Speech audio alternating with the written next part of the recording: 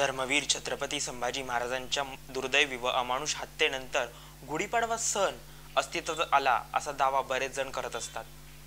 त्याचप्रमाणे काही प्रश्नही उपस्थित करतात. तर त्याच प्रश्नांची उत्तर आणि हा दावा किती सत्य आहे किंवा याच्यामध्ये किती तथ्य आहे आपण आजच्या व्हिडिओच्या माध्यमातून जाणून घेणार आहोत.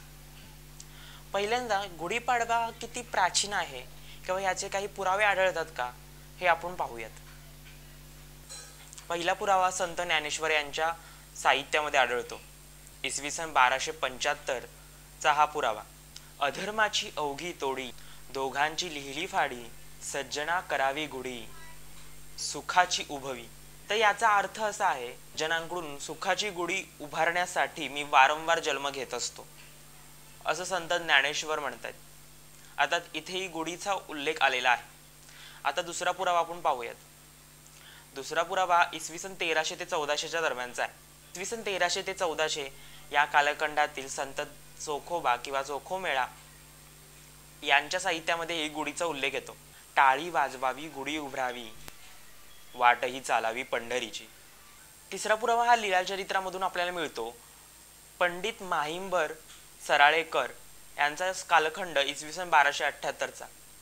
तर त्यांच्या साहित्यामध्येही गुढीचा उल्लेख आढळतो.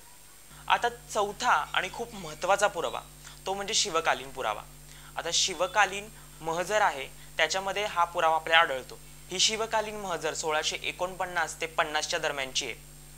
मराठ्यांच्या इतिहासाची साधने 20वा खंड लेखांक 176 पृष्ठ क्रमांक 234 ते 238 मधील एक निवाडा आहे. त्या निवाड्यामध्ये गुढीपाडव्याचा स्पष्ट उल्लेख आहे. हा झाला चौथा आणि खूप महत्त्वाचा पुरावा. आता हे सगळे पुरावे आपल्याला शंभूराजांच्या जन्माच्या आधीचे, शंभूराजांच्या मृत्यूच्या आधीचे, जन्माच्या आधीचे पुरावे आहेत आणि खूप वर्षांपूर्वीचे आहेत. आणि याच्यावरून हे पण सिद्ध होतं की खूप वर्षापासून गुढीपाडवा सण हा साजरा केला जातोय. आता जे पण लोक असं म्हणत होते की गुढीपाडवा हा सण शंभूराजांच्या मृत्यूनंतर गुढीपाडवा सण हा उदयास आला किंवा अस्तित्वात आला, त्यांचे हे दावे सगळे खोटे ठरतात. आता याच्यानंतर अजून एक प्रश्न विचारला जातो. बऱ्याच जणांच्या मनात हा प्रश्न उपस्थित होतो, ते मग सनातनी हिंदू असो किंवा इतर धर्मातले असो, बऱ्याच जणांना हा प्रश्न पडत असतो की इतर वेळी जो कलश असतो, जो आपण कलश ठेवतो, तो कलश पाणी भरून त्याच्यावरती आपण नारळ ठेवतो, असा सरळ ठेवला जातो, उभा ठेवला जातो. मग तो गुढीच्या वेळेस पालथा घालून का ठेवला जातो किंवा उलटा का ठेवला जातो? उलटा कलश ठेवणं तर अशुभ आहे असा प्रश्न उपस्थित केला जातो. आता याचं काय उत्तर आहे, याच्या मागे काय कारण आहे आपल्याला माहिती आहे का? नाही. तर याच्या मागे कारण असं आहे की गुढीवरती जो कलश पालथा घातला जातो, की जो उलटा घातलेला कलश असतो, तो काही प्रमाणात निमुळता असतो आणि निमुळत्या झालेल्या भागातून ब्रह्मांड मंडलातून प्रजापती लहरी आकृष्ट होतात आणि त्या कलशामध्ये सामावल्या जातात. आता तो कलश उलटा असल्यामुळे त्यातील जी स्पंदने असतात, ती स्पंदने भूमंडलाकडे अर्थातच पूजकाकडे आकृष्ट होतात. आता हे सेम लॉजिक तुम्ही मंदिराकडेही वापरू शकता. मंदिरातही गेल्यानंतर तुम्ही बघू शकता की वरती कलश असतो तो उलटाच असतो. जर नीट निरीक्षण केलं तर तुम्हाला समजेल. मग जर तो कलश उलटा ठेवणं हा जर अशुभ असेल तर मंदिरांमध्ये आणि गुढीवरती तो कलश ठेवला नसता. आणि त्याच्या मागचं कारणही तुम्हाला मी सांगितलंय. ज्या प्रजापती लहरी ज्या त्याच्यामध्ये सामावल्या जातात, ती जी स्पंदने असतात ती देवाच्या गाभाऱ्यामध्ये समाविष्ट होतात किंवा आकृष्ट होतात. तर हे याच्या मागचं कारण आहे. त्याच्यामुळे जे लोक असं बोलतात की गुढीवरती जो उलटा तांब्या ठेवला जातो किंवा उलटा कलश ठेवला जातो ते अशुभ आहे, तर त्यांना हे उत्तर होतं. तर याच्या मागचं कारणही हेच होतं. तर हा पण जो दावा केला जातो किंवा आरोप केला जातो हा खोटा ठरतो. आता त्याच्यानंतर असं बरेच जण बोलतात, अजून एक प्रश्न उपस्थित केला जातो, म्हणजे जर काही ठिकाणी श्रीराम हे अयोध्येमध्ये आलेले असतात म्हणून आनंद उत्सव साजरा करतात म्हणून तुम्ही गुढ्या उभारतात, अशी कारणं दिली जातात. मग फक्त महाराष्ट्रापुरता मर्यादितच कसा आहे सण? गुढी फक्त महाराष्ट्रातच का उभी केली जाते असा प्रश्न उपस्थित केला जातो. अयोध्येमध्ये का गुढ्या उभारल्या जात नाहीत असाही प्रश्न उपस्थित केला जातो. त्याच्या मागचं कारण असं आहे, श्रीराम अयोध्येमध्ये आले म्हणूनच फक्त गुढी उभारली जाते का? तर नाही.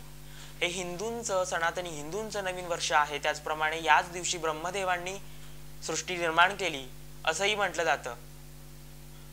त्यामुळे याचा जो आनंद आहे तो द्विगुणित होतो आणि म्हणूनच त्याच्या मागचं हे कारण आहे की आपण गुढी उभारतो, रांगोळ्या काढतो, तोरणे लावतो. आता महाराष्ट्रामध्ये गुढी उभारून आनंद व्यक्त केला जातो.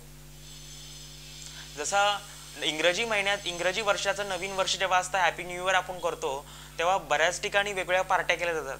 तसंच आम्ही जेव्हा आमचं हिंदू नवीन वर्ष असतं तेव्हा गुढी उभारून आनंद व्यक्त करत असतो. काही ठिकाणी गोडधोड केलं जातं, बऱ्याच ठिकाणची पद्धती वेगवेगळी असते, आनंद व्यक्त करण्याची पद्धत वेगवेगळी असते. प्रत्येक राज्यामध्ये ही आनंद व्यक्त करण्याची पद्धत वेगळी असते.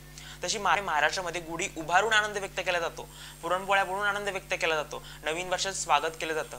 त्याचप्रमाणे तुम्ही जर बाहेरच्या राज्यांमध्ये पाहिलं, तिथेही वेगवेगळ्या स्वरूपामध्ये गुढीपाडव्याचा सण हा साजरा केला जातो. तिथील नावेही वेगवेगळी आहेत.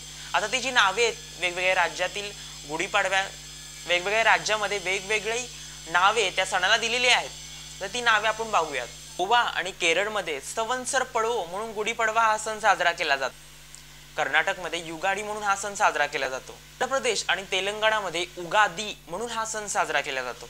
काश्मीरी सनातनी हिंदू ह्याला नवरेह म्हणून हा सण साजरा केला जातो. मध्ये जिंड नोगमा पांडवा म्हणून हा सण साजरा केला जातो. जे पण लोक असे बोलत होते की गुढीपाडवा सण हा शंभूराजांच्या मृत्यूनंतर साजरा केला जातोय किंवा तो अस्तित्वात आला, तर त्यांचा हा दावा पूर्णपणे आपण खोटा ठरवलेला आहे.